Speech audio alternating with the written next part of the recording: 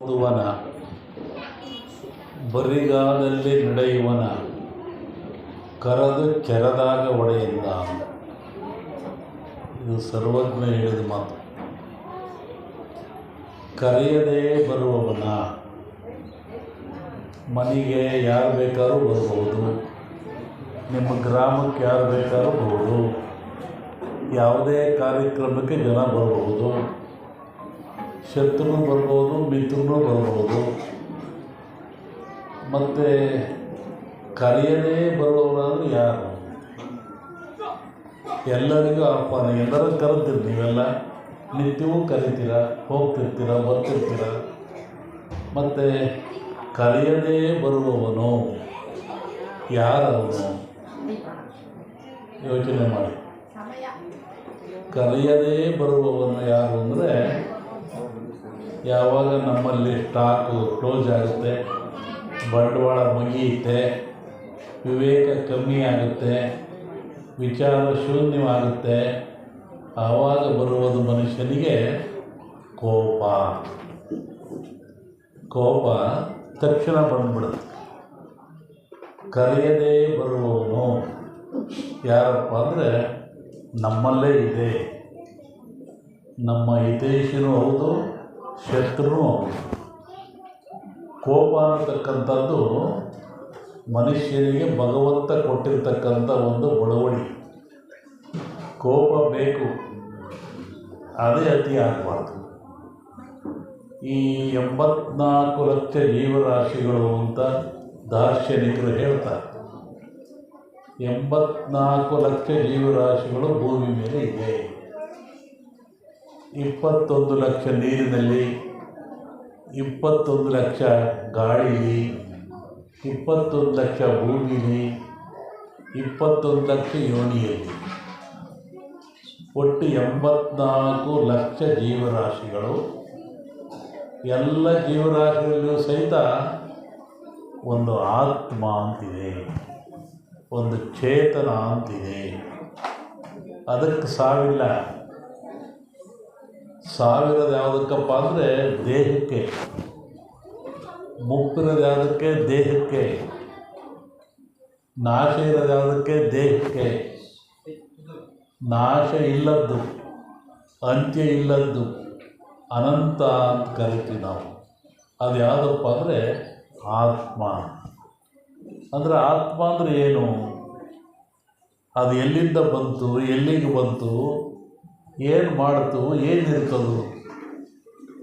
ದಾರ್ಶನಿಕರು ಹೇಳ್ತಾರೆ, ಬ್ರಹ್ಮಾಂಡ ಚೇತನ ಅಂತ ಒಂದು, ಅಲ್ಲಿ ಒಂದು ಚೂರು ಸಿಡಿತು, ಭೂಮಿಗೆ ಬಂತು, ಅದು ವೃಕ್ಷ ಬೀಜ ನ್ಯಾಯ, ಹಾಗಾಗಿ ಅದು ದೇಹದಲ್ಲಿ ಸೇರಿತು, ಆತ್ಮವಾಯಿತು. 84 ಲಕ್ಷ ಜೀವರಾಶಿಗಳಲ್ಲಿ ಇದೆ. ಇವತ್ತೇ ನಾವು ಹದ್ದು, ನಾಯಿ, ಕಾಗೆ, ನರಿ, ಪರಿ ಅಂತೇನು ಕರಿತೀವಲ್ಲ, ಮೀನುಗಳು, ನೀರಿನಲ್ಲಿ ತಿಮಿಂಗಲಗಳು, ಹಯಣಿಗಳು, ಕಾಪಿಗಳು, ಸಣ್ಣ ಸಣ್ಣ ಕ್ರಿಮಿಕೀಟಗಳು ಗಾಳೀಲಿ, ಭೂಮಿಲಿ ಏನುಗಳಿದ್ದಾವಲ್ಲ, ಎಲ್ಲರಲ್ಲಿ ಸಹಿತ ಈ ಆತ್ಮ ಬಂದದೆ. ಒಂದೊಂದು ಜೀವಿಯಲ್ಲಿ ಒಂದು ಆತ್ಮ ಸೌದು ಬರಬೇಕಾದ್ರೆ ಕೋಟಿಗಟ್ಟಲೆ ವರ್ಷ ಆಯಿತು. ಎಲ್ಲಿಗೆ ಬರಬೇಕಾದ್ರೆ? ಮಾನವ ಜನ್ಮಕ್ಕೆ ಬರಬೇಕಾದ್ರೆ. ಈ ಮಾನವ ಜನ್ಮಕ್ಕೆ 84 ಲಕ್ಷ ಜೀವರಾಶಿಗಳಲ್ಲಿ ಆದ ಆತ್ಮ ಬಂದು ಕಡೆಯದಾಗಿ ಈ ಮಾನವ ಜನ್ಮಕ್ಕೆ ಬಂತು. ಇನ್ನು ಎಲ್ಲ ಜನ್ಮದಲ್ಲಿ ಏನಿತ್ತು? ಜೀವನ ಇತ್ತು, ತಿನ್ನೋದಿತ್ತು, ಬದುಕೋದಿತ್ತು, ಬಾಳೋದಿತ್ತು. ನುಡಿ ಇರಲಿಲ್ಲ, ನಡೆ ಇರಲಿಲ್ಲ, ಜ್ಞಾನ ಇರಲಿಲ್ಲ, ತಿಳುವಳಿಕೆ ಇರಲಿಲ್ಲ. ಹಾಗಾಗಿ ಅಷ್ಟು ಜೀವನವೂ ಹೋಯಿತು ವ್ಯರ್ಥವಾಗಿ. ಈಗ ಬಂದಿರತಕ್ಕಂಥದ್ದು ಮಾನವ ಜನ್ಮಕ್ಕೆ. ಇಲ್ಲಿ ಯಾತಕ್ಕೆ ಬಂತಿದು? ಎಲ್ಲಿಂದ ಬಂತೋ ಅಲ್ಲಿಗೆ ಹೋಗೋಕ್ಕೆ. ಮಾನವ ಜನ್ಮಕ್ಕೆ ಆತ್ಮ ಅನ್ನೋದು ಬಂತು. ಇದು ಕಡೆಯದಾದ ಅವತಾರ. ಎಷ್ಟು ಕೋಟಿ ಕೋಟಿ ಕೋಟಿ ವರ್ಷಗಳು ದಾಟಿ ಮಾನವ ಜನ್ಮಕ್ಕೆ ಆತ್ಮ ಬರಬೇಕಾದ್ರೆ ಎಷ್ಟು ಕೋಟಿ ಬಂತು, ವರ್ಷ ಆಯಿತು, ಇಲ್ಲಿ ಬಂತು. ಇಲ್ಲಿ ಏನು ಮಾಡಬೇಕದು? ಎಲ್ಲಿಂದ ಬಂತೋ ಅಲ್ಲಿಗೆ ಹೋಗಬೇಕು. ಅಂದರೆ ಭಗವಂತನಿಂದ ಬಂದಂಥ ಆತ್ಮ ಎಲ್ಲ ಅವಸ್ಥೆಯನ್ನು ಮುಗಿಸಿ ಕೊನೆಗೆ ಭಗವಂತನಲ್ಲೇ ಹೋಗಿ ಸೇರಬೇಕು. ಅದನ್ನು ಪರಮಾತ್ಮ, ಪರ ಬೇರೆಯಾಗಿರ್ತಕ್ಕಂಥ ಆತ್ಮ ಲೀನ ಆಗಬೇಕು, ಸೇರಬೇಕು, ಕೂಡಬೇಕು ಅಂದರೆ ಅದಕ್ಕೆ ಪರಮಾತ್ಮ, ಪರ ಆತ್ಮ ಭಗವಂತನಲ್ಲಿ ಕೂಡಬೇಕು. ಆ ಕೂಡಬೇಕಾದ್ರೆ ಮಾನವ ಜನ್ಮಕ್ಕೆ ಬಂತು. ಇಲ್ಲಿ ಏನು ಮಾಡ್ತಾಯಿದ್ದೀವಿ ನಾವು? ಏನು ತಿನ್ನಬೇಕು, ಏನು ತಿನ್ನಬಾರ್ದು, ಏನು ನೋಡಬೇಕು, ಏನು ನೋಡಬಾರ್ದು, ಏನು ಕೇಳಬೇಕು, ಏನು ಕೇಳಬಾರ್ದು, ಏನು ಆಡಬೇಕು, ಏನು ಆಡಬಾರ್ದು, ಏನು ಮಾಡಬೇಕು, ಏನು ಮಾಡಬಾರ್ದು, ಇದರ ತಿಳಿವಿನ ಜ್ಞಾನ ಮಾನವ ಜನ್ಮದಲ್ಲಿ ಬೇಕು. ಆ ಭಗವಂತ ಬಹು ಬುದ್ಧಿವಂತ. 84 ಲಕ್ಷ ಜೀವನ ಆಸ್ಮವಂತಂದ ಇಲ್ಲಿ ಮನುಷ್ಯನ ಜನ್ಮಕ್ಕಿಟ್ಟ. ಈ ಮನುಷ್ಯ ನನಗೆ ಮೇಲೆ ಬಿಡ್ತಾನೆ ಇವನು, ಅದಕ್ಕೆ ಇವನು ಪರೀಕ್ಷೆ ಮಾಡಬೇಕು ಅಂತೇಳಿ ಅರಿಷಡ್ ವರ್ಗಗಳು ಕಾಮ, ಕ್ರೋಧ, ಲೋಹ, ಮೋಹ, ಮದ, ಮತ್ಸರ ಇವನ್ನಿಟ್ಟ. ಇಲ್ಲಿ ಗೆಲ್ಲಬೇಕು ನೀನು ಅಂತ. ನೀವು ಒಬ್ರನ್ನೊಬ್ಬರು ಭೇಟಿಯಾದರೆ, ಕಾಗದ ಬರೆದ್ರೆ ಏನು ಬರೀತೀರಾ? ನಾವು ಆರೋಗ್ಯ, ನೀವು ಆರೋಗ್ಯವಾಗಿದ್ದೀರಾ? ಕೇಳಿದ್ಕೊಂಡ್ರೆ ಆರೋಗ್ಯವಾಗಿದ್ದೀರಂದ್ರೆ ಹಾಂ ಆರೋಗ್ಯವಾಗಿದ್ದೀವಿ. ಏನು ಆರೋಗ್ಯ? ಯಾವುದು ಆರೋಗ್ಯ ಅಂತ?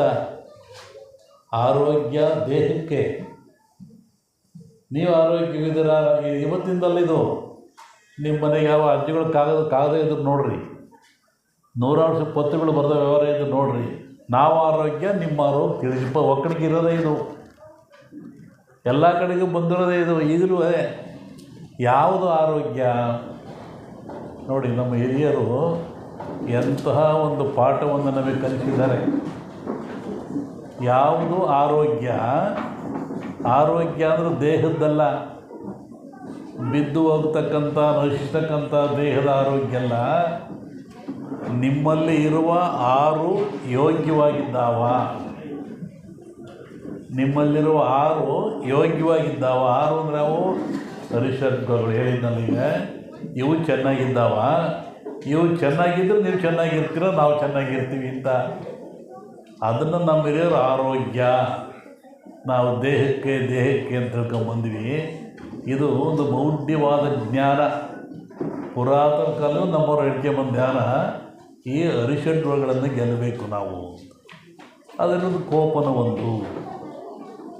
ಮನುಷ್ಯನಿಗೆ ಕೋಪ, ಮನುಷ್ಯನ ಪ್ರಾಣಿಗೂ ಬರುತ್ತೆ, ಎಲ್ಲರೂ ಇರುತ್ತೆ. ಒಂದು ನಾಯಿ ಗೌ ಅಂತಂದೀವಿ, ಕೋಪ. ಮನುಷ್ಯನಿಗೆ ಜಾಸ್ತಿ ಇದೆ ಕೋಪ. ಅದಕ್ಕೆ ಸರ್ವಜ್ಞ ಹೇಳಿದ, ಕರೆಯದೇ ಬರುವವನು ಹೊರಗಿನ ಶತ್ರುವಲ್ಲ, ಬೇರೆ ಯಾರೂ ಅಲ್ಲ, ನಿನ್ನಲ್ಲೇ ಇದೆ. ಯಾವುದು? ಕೋಪ. ಕೋಪವನ್ನು ಗೆಲ್ಲಬೇಕು. ಧರ್ಮರಾಯ ಹೇಳಿದ, ಕೋಪವೆಂಬುದು ಅನರ್ಥ ಸಾಧನ. ಕೋಪದಿಂದ ಇಹ ಪರ ಲಯ. ಕೋಪ ಅರ್ಥ ಸಾಧನ ಅಲ್ಲ, ಅದು ಗಳಿಕೆಯಲ್ಲ, ಅದು ಬಳಕೆಯಲ್ಲ, ಅದು ಭಂಡಾರ ಅಲ್ಲ, ಅದು ಬ್ಯಾಂಕ್ ಬ್ಯಾಲೆನ್ಸ್ ಅಲ್ಲ, ಅದು ನಮ್ಮಲ್ಲೇ ಇದೆ. ಅದು ಅನರ್ಥ ಸಾಧನ. ಅರ್ಥವನ್ನು ಮಾಡೋದಿಲ್ಲ, ಅನರ್ಥವನ್ನು ಮಾಡ್ತದೆ. ನಿನ್ನ ಭವಿಷ್ಯವು ನೀನೇ ಹಾಳು ಮಾಡಿಕೊಳ್ತೀಯ.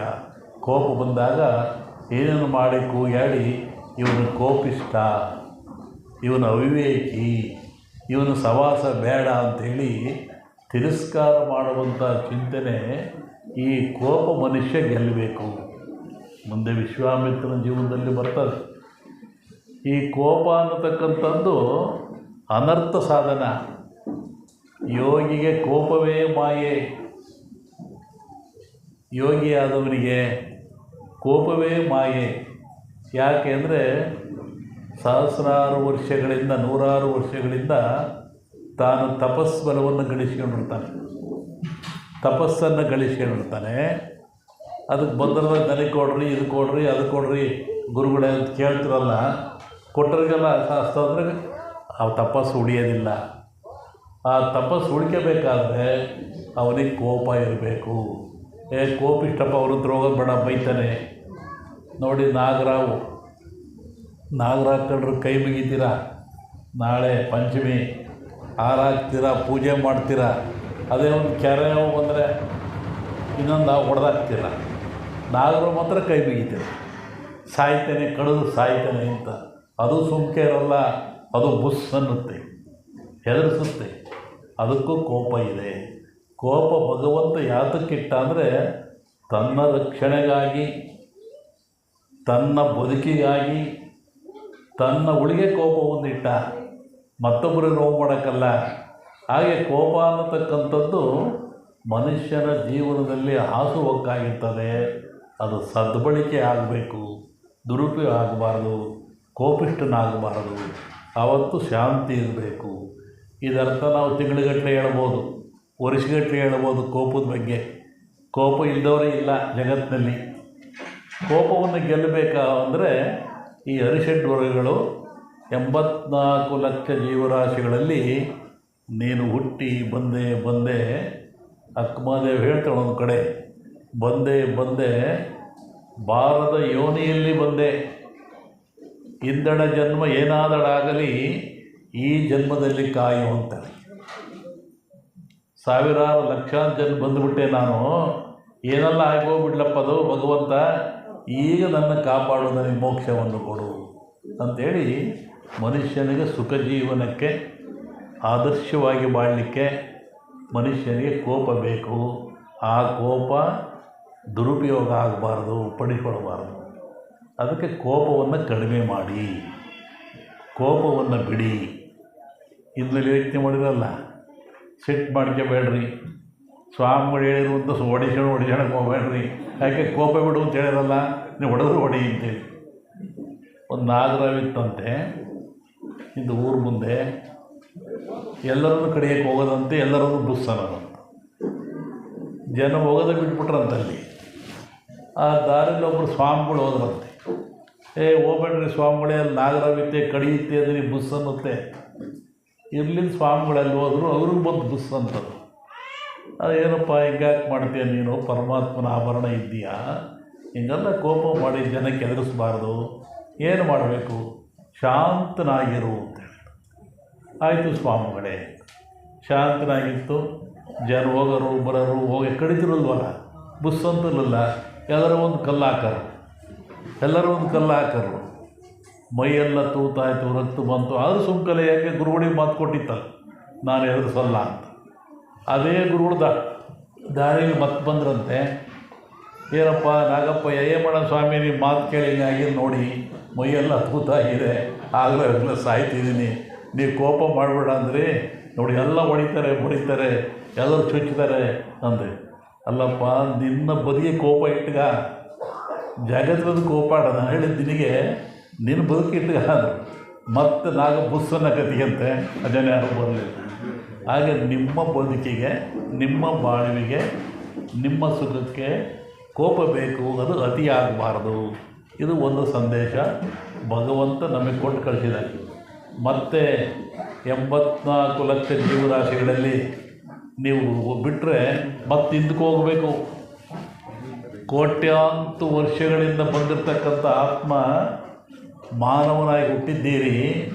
ಇಲ್ಲಿ ಏನಾದರೂ ನೀವು ಕಳ್ಕೊಂಡ್ರಿ ಅಂತಂದರೆ ಮತ್ತೆ ಭಗವಂತ ಹಿಂದಕ್ಕೆ ಕಳಿಸ್ತಾನೆ.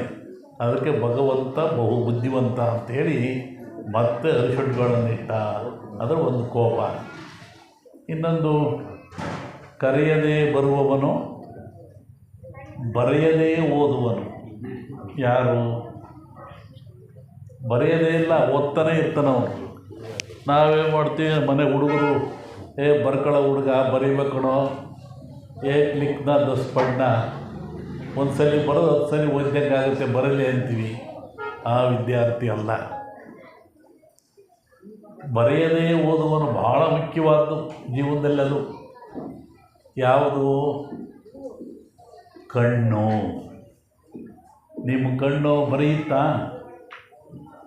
ಓದುತ್ತೆ ನೋಡ್ರಿ. ನಿಮ್ಮ ಕಣ್ಣು ಓದ್ತೇ ಇರುತ್ತೆ, ಬರೆಯಲ್ಲ ಅದು. ಕಣ್ಣು ಎಷ್ಟು ಮುಖ್ಯವೋ ಅಷ್ಟೇ ಅಮುಖ್ಯವಾಗಿರ್ತಕ್ಕಂಥ ಪಂಚೇಂದ್ರಿಯಗಳಲ್ಲಿ ಕಣ್ಣಿಗೆ ಭಾಳ ಮಹತ್ಸ್ಥಾನ ಇದೆ. ನೋಡಿರಿ, ಕಣ್ಣದ ಬಗ್ಗೆ ವರ್ಣನೆ ನೋಡ್ರಿ. ಕಣ್ಣು ನೀರು ಬರುತ್ತೆ. ಭಗವಂತನೇ ಬಹುದೊಡ್ಡ ವಾಸ್ತುಗಾರ. ನೀವು ವಾಸ್ತುದೆಲ್ಲ ಮಾಡ್ತಿರಲ್ಲ, ಭಗವಂತನೇ ವಾಸ್ತುಗಾರ. ನೀರೆಲ್ಲಿ ಕುಡಿಸ್ತಾನೆ? ಬಾಯಲ್ಲಿ ಕುಡಿಸ್ತಾನೆ. ಇಲ್ಲಿ ಯಾಕೆ ನೀರು ಬರುತ್ತೆ? ಕಣ್ಣಿಗೆ ಯಾಕೆ ನೀರು ಬರುತ್ತೆ? ಕಣ್ಣಲ್ಲಿ ಯಾಕೆ ಬರುತ್ತೆ ನೀರು? ಆ ನೀರು ಯಾವುದು? ಕಣ್ಣು ಸ್ವಚ್ಛ ಮಾಡಬೇಕು, ಎಲ್ಲವನ್ನೂ ತೊಳಿಬೇಕು. ಅದಕ್ಕೆ ಕಣ್ಣು ಸ್ವಚ್ಛ ಭಗವಂತ ನೀರಿಟ್ಟ. ಡಾಕ್ಟ್ರ್ ಹೇಳ್ತಾರೆ, ಕೂದಲಿಗಿಂತ ಕಡಿಮೆಯಾಗಿರ್ತಕ್ಕಂಥ ನರಗಳಿದ್ದಾವೆ ಕಣ್ಣಿನ ಗುಡ್ಡೆಯಲ್ಲಿ. ಆ ಕಣ್ಣಿನಲ್ಲಿ ಈ ಬಲಭಾಗದಲ್ಲಿಯೂ ನೀರು ಬರುತ್ತೆ, ಎಡಭಾಗದಲ್ಲಿಯೂ ನೀರು ಬರುತ್ತೆ, ಮೂಗಿನಲ್ಲಿಯೂ ನೀರು ಬರ್ತದೆ. ಈ ಸಂತೋಷ ಆದರೆ, ಆನಂದ ಆದರೆ, ಮನುಷ್ಯ ಬಹಳಷ್ಟು ಖುಷಿಯಾದರೆ ನೀರು ಬರುತ್ತೆ ಕಣ್ಣಲ್ಲಿ.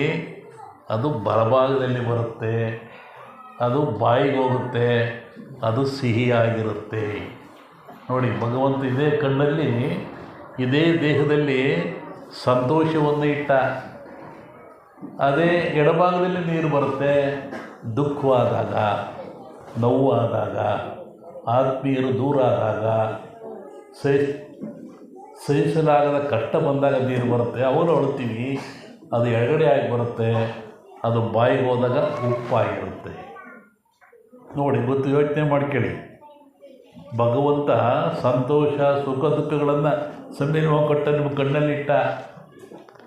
ಕಣ್ಣು ದೃಷ್ಟಿಯ ಸಂಕೇತ. ಕರಿಯು ಕನ್ನಡಿಯಲ್ಲಿ ಅಡಗಿದಂತೆ ಅಂದರು. ನೀವು ನೋಡ್ತೀರ, ಗುಡ್ಡ ನೋಡ್ತೀರ, ಸಮುದ್ರ ನೋಡ್ತೀರ, ಎಲ್ಲಿ? ಕಣ್ಣಲ್ಲಿ. ಯಾವುದು ಕಣ್ಣು ನೋಡೋದು? ಯಾವುದು? ಬಿಳೆ ಗುಡ್ಡೆ ಇದೆ, ಕಪ್ಪು ಗುಡ್ಡೆ ಇದೆ. ರಕ್ಷಣೆಗಾಗಿ ಬಿಳೆ ಗುಡ್ಡೆ ಇಟ್ಟ, ಗುಡ್ಡೆ, ಅದಕ್ಕೆ ಮಧ್ಯೆ ಕಪ್ಪು ಗುಡ್ಡೆ ಇಟ್ಟ. ಅದನ್ನು ಚಲನೆ ಅಂತ, ಕಣ್ಣು ಗೊಂಬೆ ಕುಣಿಯುತ್ತೆ ಕಣ್ಣಿಗೆ ಅಂತೀರ ನೀವು. ಯಾವುದೇ ವಿಜ್ಞಾನ ಅದು ಮೂಮೆಂಟಿಂದ ಆಗಲ್ಲ ಅಂತಾನೆ. ಹಾಗೆ ಕಣ್ಣು ಗುಡ್ಡೆ ಇಟ್ಟಿರುತ್ತೆ, ಒಂದು ಕಾಲಿಂಚಿಗೂ ಕಮ್ಮಿ ಇರುತ್ತೆ ಕಣ್ಣು ಗುಡ್ಡೆ. ಅದೇನು ಮಾಡುತ್ತೆ? ಬೃಹದಾಕಾರದ ಆನೆಯನ್ನು ನೋಡುತ್ತೆ, ಗುಡ್ಡೆ ಎಲ್ಲವೂ ನೋಡುತ್ತೆ. ನೋಡಿರಿ, ಭಗವಂತ ಲೀಲೆ ಎಷ್ಟು ಸತ್ಯ. ನಮ್ಮ ಕಣ್ಣಲ್ಲಿ, ಎಷ್ಟು ಕಣ್ಣಲ್ಲಿ ನಾವು ಜಗತ್ತನ್ನು ನೋಡ್ತೀವಿ. ಕಣ್ಣು ಮುಚ್ಚಿರೆ ಏನೂ ಕಾಣಲ್ಲ. ಅದಕ್ಕೆ ಕಣ್ಣು ಬರೆಯದೇ ಓದುವನು.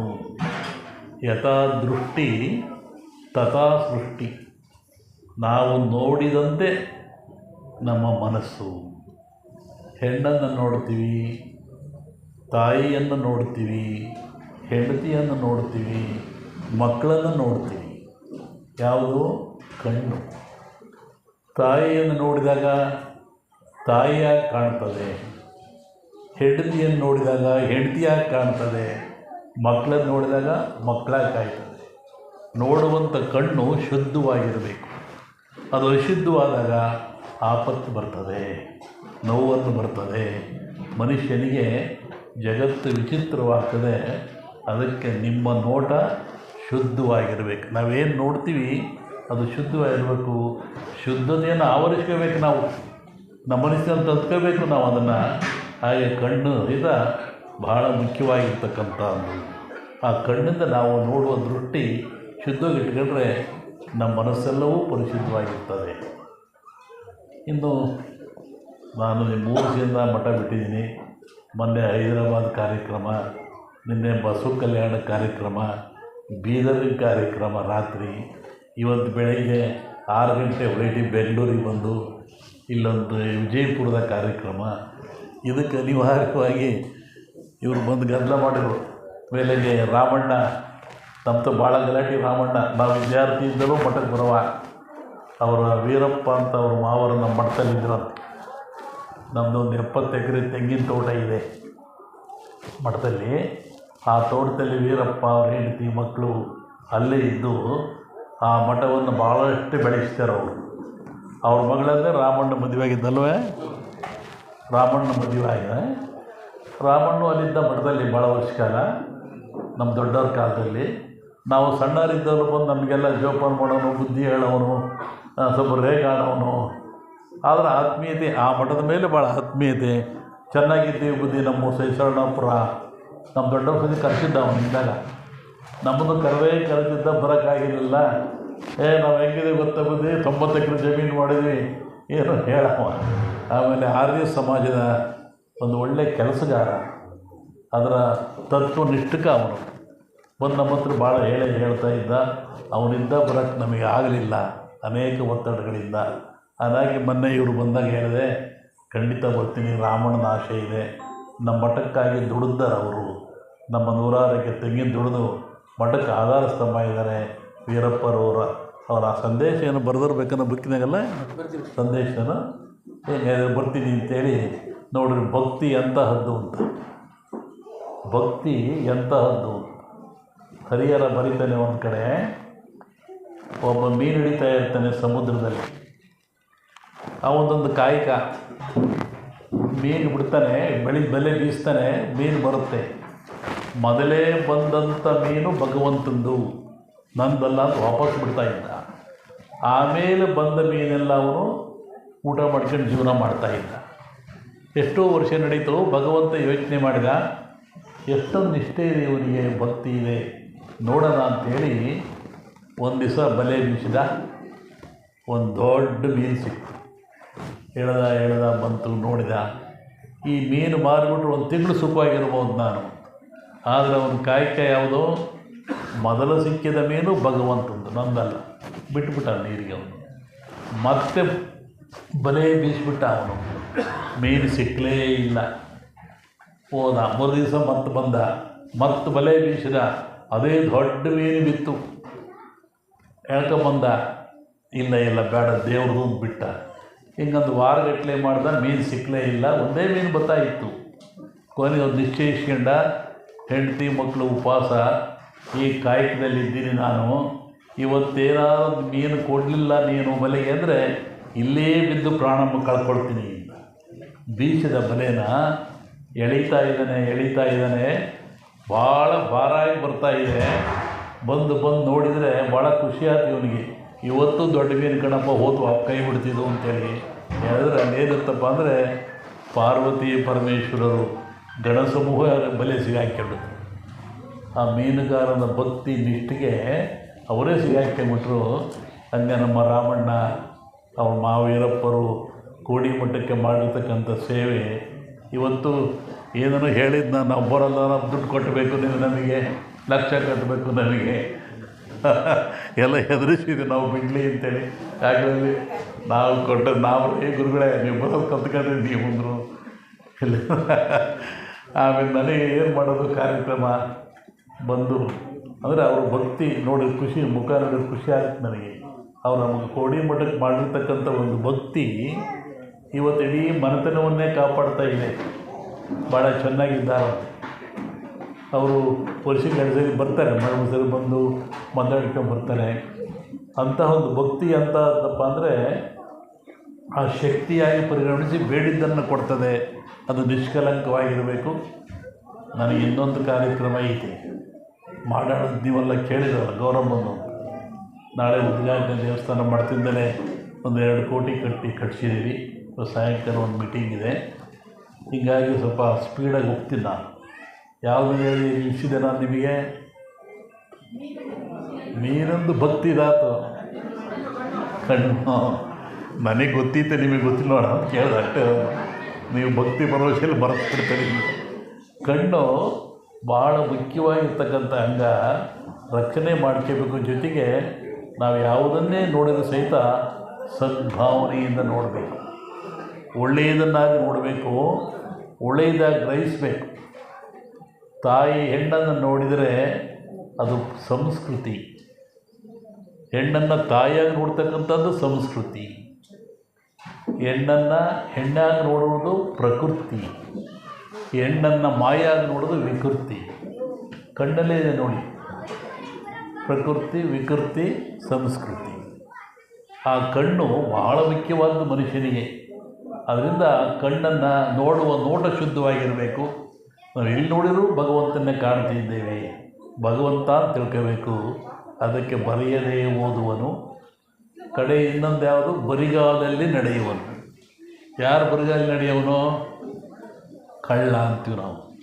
ಕಳ್ಳ ಬರ್ತಾನೆ ಮೆತ್ತು ಬಾಚ್ಕೊಂಡು ಹೋಗ್ತಾನೆ ಅಂತ, ಆ ಕಳ್ಳ ಅಲ್ಲ. ಇನ್ನೊಬ್ಬ ಯಾರು ಕಳ್ಳ? ಮನಸ್ಸು. ಒಳಗಡೆ ನಮ್ಮಲ್ಲಿ ಮನಸ್ಸು ಇದೆಯಲ್ಲ, ಅದೇ ಕಳ್ಳ. ನೋಡಿ ಇಲ್ಲಿ ಬೆಳಿಗ್ಗೆ ಓದ್ತೀಗ ಏನು ಸ್ವಾಮಿಗಳು ಮಾತಾಡ್ತಾ ಕೂತ್ಕೊಂಡ್ರು, ನಮ್ಮ ಮನೆಗೆ ಹಂಗಾಯಿತು, ನಮ್ಮ ತೋಟದ ಹಿಂಗಾಯಿತು, ಎಲ್ಲ ಹೋಯ್ತು ನಿಮ್ಮ ಮನಸ್ಸೆಲ್ಲ ಕಡೆಗೆ. ಈ ಮನಸ್ಸು ಇದೆಯಲ್ಲ ಕಳ್ಳ. ಇದು ಮನವೆಂಬ ಮರ್ಕಟನು ತನುವೆಂಬ ಕೊಂಬೆಯನೇರಿ ಶಾಕೋಪ ಆರ್ತಾ ಇದೆ. ಮನಸ್ಸು ಮಂಗ ಇದ್ದಾಗೆ. ಒಂದು ಮನುಷ್ಯ ಬರ್ತಾ ಇದ್ದ ಕಾಡಿನಲ್ಲಿ, ಅವನು ಹುಲಿ ಅಟ್ಟಿಸ್ಕೊಂಬಂದ್ಬಿಡ್ತು. ಅವನಿಗೆ ಗೊತ್ತಿತ್ತು ಹುಲಿಗೆ ಮರ ಹತ್ತಕ್ಕೆ ಬರಲ್ಲ ಅಂತ. ಅಲ್ಲೊಂದು ಮರ ಹತ್ತಿ ಹತ್ತಿಬಿಟ್ಟ, ಮಾಯಿ ಮರ ಹತ್ತಿ ಹತ್ತಿಬಿಟ್ಟ. ಹುಲಿ ಬಂತು, ನನಗೆ ಹಸಿವಾಗಿದೆ, ನಾನು ತಿಂತೀನಿ ನಿನ್ನ. ನಿನಗೆ ಮರ ಹತ್ತಕ್ಕೆ ಬರಲ್ವಲ್ಲ, ಅದ ಕುತ್ಕೊತೀರಿ ಅವನಿಗೆ ಅಂತ. ಅಲ್ಲೇ ಕುತ್ಕೊಂತು, ಬಿಡು ಬದುಕೇಣ ಅಂತ ಮೇಲೆ ನೋಡ್ತಾನೆ, ಮಂಗ ಇತ್ತು ಮೇಲೆ.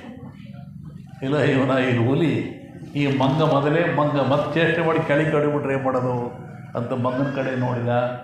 ಮಂಗ ಹೇಳ್ತು, ಹೆದರಬೇಡ, ನನ್ನ ಅತಿಥಿ ನೀನು, ನನ್ನ ಮನೆಗೆ ಬಂದಿದ್ದೀಯಾ, ಬಾ. ಕರೀತು, ಕೊಂಬೆ ಮುರಿದಾಕಿ ಹಾಸಿಗೆ ಮಾಡ್ತು. ನೋಡಪ್ಪ, ಹುಲಿ ಹೇಳ್ತಾ ಇದ್ದೆ ನಾನು ಹೋಗಲ್ಲ ಅಂತ, ನೀನು ನನ್ನ ಮನೆಗೆ ಬಂದುಬಿಟ್ಟಿದ್ದೀಯಾ, ನಾನು ನಿನ್ನ ರಕ್ಷಣೆ ಮಾಡ್ತೀನಿ. ಅದಕ್ಕೆ ಭಾಳ ಗಣದ್ದೀಯ ಮಲಿಕ, ಹೋಗಿ ಹಣ್ಣು ಪಣ್ಣು ತರ್ತೀನಿ ಅಂತ ಹೋಗಿ ಹಣ್ಣು ಪಣ್ಣು ತಂದು ಎಳ್ನೀರು ಕುಡ್ತು. ಆದರೂ ಹುಲಿ ಬಗ್ಲಿಲ್ಲ. ನಿನಗೆ ಬೇಕಾದಾಗಲಿ ನಾನು ಕಾಯವನೇ. ಆಮೇಲೆ ಮಂಗ ಮನುಷ್ಯ ಕರಾರು ಮಾಡ್ಕೊಂಡ್ರು. ನಿದ್ದೆ ಬೆಳಿಗ್ಗೆ ಇರುತ್ತಲ್ಲ, ಅದಕ್ಕೆ ಮಂಗ ಹೇಳ್ತು, ನೀನು ಮಲಿಕ, ನಾನು ಕಾಯ್ತೀನಿ ನಿನ್ನ, ನನಗೆ ನಿದ್ದು ಬಂದಾಗ ನೀನು ಕಾಯಿ, ನಾನು ಮಲ್ಕೊಂತೀನಿ. ಮಂಗ ಎದ್ದು ಮನುಷ್ಯ ಎದ್ದ, ಮಂಗ ಕೂತು ಮಲ್ಕೊಂತು. ಆ ಹುಲಿ ಹೇಳ್ತು, ಅಲ್ಲ ಕಣಯ್ಯ, ಹೆಂಡತಿ ಮಕ್ಕಳು ಇಲ್ವನಯ್ಯ, ಮನೆ ಇಲ್ವ ನಿನಗೆ, ನನಗೆ ಹಸ್ತಿದೆ. ಮಂಗ ಆದ್ರೇನು ಮನುಷ್ಯ ಆದ್ರೇನು, ಆ ತಳ್ಳು ಮಂಗನ ಕೆಳಗೆ ಮೊದಲೇ ಮಂಗ ಅದು, ತಿಂದು ಹೋಗ್ತೀನಿ ಅಂತ. ಇವನು ಮನುಷ್ಯ ಅಂದ, ನಿಜ ಕಣ ಅಂತೇಳಿ ಮಂಗನ ತಳ್ಳಕ್ಕೆ ಹೋದ. ಮಂಗ ಹಾರೇ ಹೋಗ್ಬಿಟ್ಟು. ಯಾರು ಮಂಗ ಆದ್ರೆ ಇಲ್ಲಿ? ಮನಸ್ಸು. ಮನಸ್ಸು ಅಸ್ಥಿರವಾಗಿರ್ತಕ್ಕಂಥದ್ದು. ಮನಸ್ಸನ್ನು ಮಹಾದೇವನು ಗೆಲ್ಲಬೇಕು. ಮನಸ್ಸನ್ನು ಭಗವಂತ ಇಟ್ಟಿದ್ದಾನೆ. ಮನಸ್ಸು ಬೇರೆ, ಆತ್ಮ ಬೇರೆ, ಬುದ್ಧಿ ಬೇರೆ, ಇವೆಲ್ಲ ತತ್ವಜ್ಞಾನದಲ್ಲಿ ಬರ್ತದೆ. ಹೀಗಾಗಿ ಮನಸ್ಸನ್ನು ಗೆಲ್ಲಬೇಕು ನಾವು. ಎಲ್ಲೆಲ್ಲೋ ಇಡಬೇಕು, ಭಗವಂತ ತರಬೇಕು, ಮನಸ್ಸನ್ನು ಗೆಲ್ಲಿಸಬೇಕು. ಹಂಗೆ ಕಣ್ಣು, ಮನಸ್ಸು ಮತ್ತು ಕೋಪ ಇವನ್ನು ಗೆದ್ದರೆ ಜೀವನದಲ್ಲಿ ಒಂದು ಸಾಧನೆ ಮಾಡ್ತಕ್ಕಂಥದ್ದು. ಅದಕ್ಕಾಗಿ ಇವತ್ತು ಬೆಳಗಿಂದ ಕಾರ್ಯಕ್ರಮ ನೋಡಿದೆ. ಆರ್ಯ ಸಮಾಜದ ಒಂದು ಒಳ್ಳೆಯ ಕೆಲಸ. ರಾಜಮೋಹನ್ ಮುಂದೆ ಬರ್ತಕ್ಕಂಥ ಹಿಂದೆ ಆ ಸ್ಥಾಪನೆ ಮಾಡಲು ನೋಡ್ತಾ ಇದ್ದೆ. ಅವನು ಭಗವಂತನ ಮೇಲೆ ಭಾಳ ಭಕ್ತಿ ಅಂತವನು.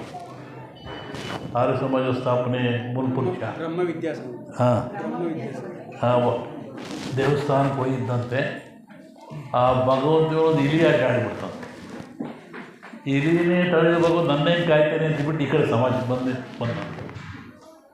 ಅದೇನೇ ಇರಲಿ, ಇಲ್ಲಿ ಇವತ್ತಿನ ದಿವಸ ಇವತ್ತಿನ ಕಾರ್ಯಕ್ರಮ ರಾಮಣ್ಣ ಮತ್ತು ಅವರ ಬಂಧುಗಳು, ಅವರ ಮಕ್ಕಳು ಮತ್ತು ಈ ಗ್ರಾಮದ ಭಕ್ತಾದಿಗಳು ಎಲ್ಲ ಸೇರಿ ಈ ಒಂದು ಕಾರ್ಯ ನಡೆಸ್ಕೊಂಬರ್ತಾ ಇದ್ದೀರಿ. ಭಾಳ ಸಂತೋಷ. ಇನ್ನೂ ಹೆಚ್ಚಾಗಿ ಬೆಳೀಲಿ, ಭಕ್ತಿ ಜ್ಞಾನ ಹೆಚ್ಚಾಗಲಿ. ನನಗೂ ಅನೇಕ ಕಾಲದಿಂದ ಭಾಳ ಸಂತೋಷ ಆಯಿತು. ರಾಮಣ್ಣ ಅವನ ಮಕ್ಕಳು ಇದ್ದರು. ರಾಮಣ್ಣ ಸಂತೋಷ ಪಡೋನು ಪಾಪ. ನಮಗೆ ಜಗಳ ಆಡೋದು ನಮ್ಮ ಕೈಲಿ. ಎಲ್ಲೆಲ್ಲ ಹೋಗ್ತೀವಿ ಸ್ವಾಮಿಗಳೇ, ನಮ್ಮೂರಿಗೆ ಬರೋಲ್ಲ, ಸಣ್ಣವರು ಅಂತಿದ್ದ. ಅವೆಲ್ಲ ನೆನಪಾಗ್ತದೆ ನನಗೆ. ಅವನದು ಹೇಗೆ ಆ ಮೀನಿರೋ ರಾಮಣ್ಣ ಅವರ ಭಕ್ತಿ ಕೋಡಿಮಠ ಎಳ್ಕೊಂಬಂದಿದೆ. ನಿಮ್ಮನ್ನೆಲ್ಲ ನೋಡುವಂಥ ಪುಣ್ಯ ನಮಗೆ ಸಿಕ್ತು, ನಿಮ್ಮೂರು ನೋಡುವಂಥ ಭಾಗ್ಯ ನಮಗೆ ಸಿಕ್ತು. ನೂರಾರು ವರ್ಷಗಳಿಂದ ತತ್ವವನ್ನು ಬೆಳೆಸ್ತಕ್ಕಂಥ ನಿಮ್ಮ ಶಕ್ತಿ ನಮಗೆ ಸಿಕ್ತು. ಹಾಗಾಗಿ ನಿಮ್ಮೂರಿಗೆ, ಈ ನಾಡಿಗೆ, ಈ ರಾಮಣ್ಣನ ವಂಶಸ್ಥರಿಗೆ, ಈ ಸಮಾಜಕ್ಕೆ ಈ ನಾಡಿನ ಜನಕ್ಕೆ ಭಗವಂತ ಸುಖ ಶಾಂತಿ ನೆಮ್ಮದಿಯನ್ನು ಕೊಟ್ಟು ಕಾಪಾಡಲಿ, ಮತ್ತು ನಮ್ಮನ್ನು ಕರೆಸುವಂಥ ಶಕ್ತಿ ನಿಮಗೆ ಬರಲಿ ಅಂಥೇಳಿ ಹಾರೈಸಿ ನಮ್ಮ ಮಾತನ್ನು ಮುಗಿಸ್ತೀವಿ.